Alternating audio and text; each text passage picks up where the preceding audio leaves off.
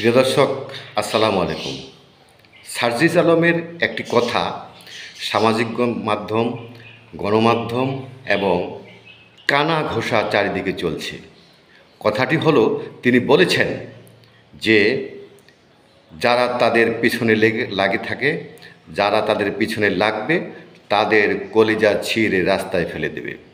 হ্যাঁ, সেটা তো খুব স্বাভাবিক। তিনি তো দিতেই পারেন।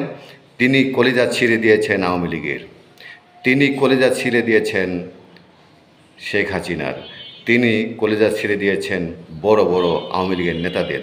কাজেই খুব স্বাভাবিক, তাকে সম্মান করি, স্যালুট করি। এ কারণেই যে এই সার্জিস আলমের সাহস, কলিজা অনেক বড়, সম্মান করার মতোই। আর কি দুই একজন পেরেছেন এমন কথা বলতে? মোটেও না। কাজেই আপনারা চুপ থাকেন।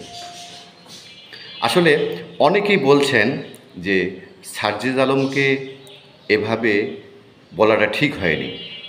কেন ঠিক হয়নি? তার পিছনে লাগবে মানুষ, তার পিছনে লাগবে কোনো নেতা, তার পিছনে লাগবে কোনো কুচক্রী, আর তিনি বলবেন না, তিনি কিছু করবেন না। এটা কি হয়? এটা তো হতে পারে না, অসম্ভব। আসলে অনেকেই বলছেন যে সার্জিস আলমকে আমরা সমর্থন করেছি একটি ভালো দেশ, একটি ভালো সমাজ উপহার দেওয়ার জন্য। আচ্ছা, আবার অনেকেই বলছেন যে সার্জিস আলমকে তো আমরা যা যা বলেছি, উনি তা তো ওয়াদা করেনি। উনি তো ওয়াদা করেননি যখন আন্দোলন করেছেন যে আমি ভালো দেশ উপহার দেব। উনি তো ওয়াদা করেননি যে আমি কারো কলিজা ছিঁড়ে রাস্তায় ফেলে দেব। এমন কথা তো কোনো বলেননি। হ্যাঁ, উনি, ওনার মতো হাসনাত আবদুল্লাহ এবং অনেকের সমর্থন পেয়ে, লক্ষ লক্ষ কোটি কোটি মানুষের সমর্থন পেয়েছেন আন্দোলন করার। বাংলাদেশ আর্মির সমর্থন পেয়েছেন গুঁড়িয়ে দেওয়ার সরকারকে। তাই করেছেন, তাই হয়েছে। এখন আমরা অনেকেই অনেক কথা বলছি, আসলে এটা মোটেও ঠিক নয়। কারণ ওনারা কোনো নতুন বন্দোবস্ত করে নতুনভাবে দেশটাকে গড়ার, অমুক করব তমুক করব এমন করার কোনো প্রতিজ্ঞাবদ্ধ হয়নি। কাজেই আমরা সেই সব কথা বলে ওনাকেই বরং বিব্রত করতে পারি না। উনি এখন 150 গাড়ি নিয়ে মহড়া দিবেন, নাকি 200 মোটরসাইকেল দিয়ে মহড়া দিবেন, এমন তো তিনি বলেননি যে আমি সব করব না। এমন তো তিনি বলেননি যে আমি অমুক করব না তমুক করব না, এসব তো বলেননি। তিনি আন্দোলন করেছেন, আমরা সবাই আন্দোলনকে সমর্থন করেছি আওয়ামী লীগ সরকারকে যেভাবে হোক নামানোর জন্য। এখানে কোনো ওয়াদা ছিল না।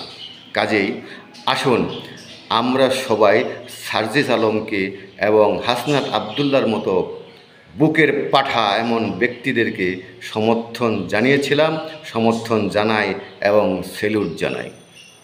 এটাই হওয়া উচিত সকল মানুষের। আর এমনটা যদি না হয় তাহলে আপনারা চুরি পরে ঘরে বসে থাকেন। সার্জিস আলম, হাসনাত আবদুল্লাহ তাদের নিজস্ব গতিতে আজকে 13 মাস 14 মাস চলছে এবং বাকি সময়টুকু চলতেই থাকবে। এটাই খুব স্বাভাবিক। আমরা স্বাভাবিকটাকেই স্বাভাবিক ধরি না, স্বাভাবিকটাকেই স্বাভাবিক মনে করি না। এটাই হলো সাধারণ মানুষের বড়ই লজ্জাস্কর বিষয়। সাধারণ মানুষ অনেকেই অনেক কথা বলে, অনেকেই অনেক সময় ভুল কথা বলে, অনেক সময় শুদ্ধ কথা বলে। তাদের কথা শুনতে হয় না, তাদের কথা মানতে হয় না। এটাই হলো সার্জিস আলম এবং হাসনাত আবদুল্লাদের নিয়ম বা আইন। কেন মানবে আপনাকে? আপনি কি এমন করেছেন, কি এবং আপনার বুকের পাঠা আছে যে আপনি কিছু করবেন? আপনার কিছুই নাই করার, আপনি কিছুই করতে পারবেন না।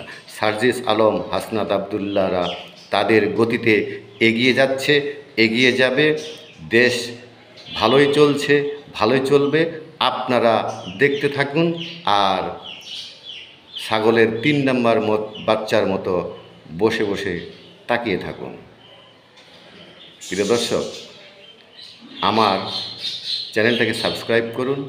ভালো থাকুন, সুস্থ থাকুন। আসসালামু আলাইকুম।